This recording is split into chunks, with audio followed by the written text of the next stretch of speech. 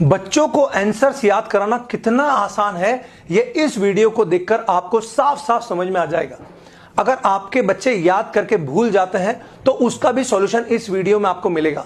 इस वीडियो में मैं आपको ऐसे 3 आसान स्टेप भी बताने वाला हूं जिससे आप बच्चों को आसानी से पढ़ा पाएंगे, बिना डांटे, बिना टोके, बिना तनाव के याद करा पाएंगे।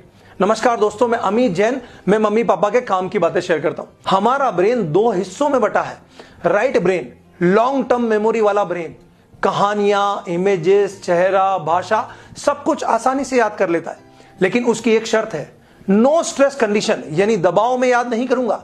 मैं तभी याद करूंगा जब मुझ पर प्रेशर या दबाव नहीं होगा।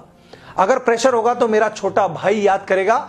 लेफ्ट ब्रेन लॉजिकल ब्रेन है, कैलकुलेशन वाला ब्रेन है और शॉर्ट टर्म मेमोरी वाला ब्रेन है। वो प्रेशर में बहुत अच्छा काम करता है लेकिन याद बहुत कम कर पाता है। अब सोचिए, क्या मूवी देखते वक्त आपने बच्चों से कहा था याद करके आना? नहीं, लेकिन फिर भी मूवी याद रही। क्यों? क्योंकि no stress condition, right brain active, long term memory में सेव हो जाएगा।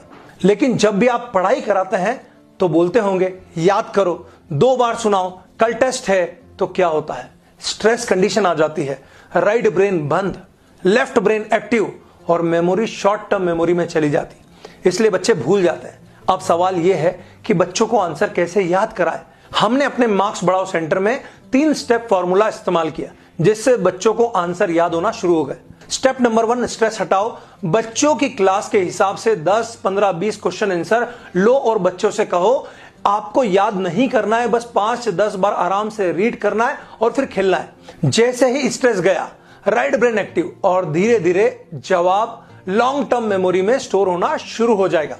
स्टेप नंबर 2, रोज रोज पढ़वाइए। हमने अपने मार्क्स बढ़ाओ सेंटर में हर दिन वही आंसर 2-4 बार रीड करवाए और आंसर पक्के याद होने लग जाते हैं। स्टेप नंबर 3, धैर्य रखो। हर बच्चा अलग होता है, कोई बच्चा 10 बार में याद कर लेता है, कोई 40 बार में याद कर लेता है। लेकिन अगर आप रोज रोज रीड करवाएंगे तो 40 बार वाला बच्चा भी धीरे धीरे 15 बार में याद करने लगेगा। लेकिन यही मम्मी पापा सबसे बड़ी गलती कर देते हैं। तुझे तो कुछ याद ही नहीं रहता, तेरा दिमाग ही खराब है, तो कुछ नहीं कर पाएगा। ये बातें बच्चों के ब्रेन को और स्ट्रेस देती है।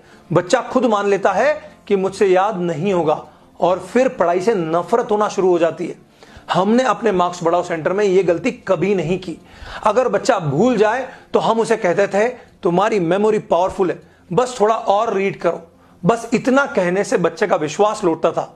अगली बार बच्चा जवाब भूल जाए तो बस कहिए 3 बार और रीड करो।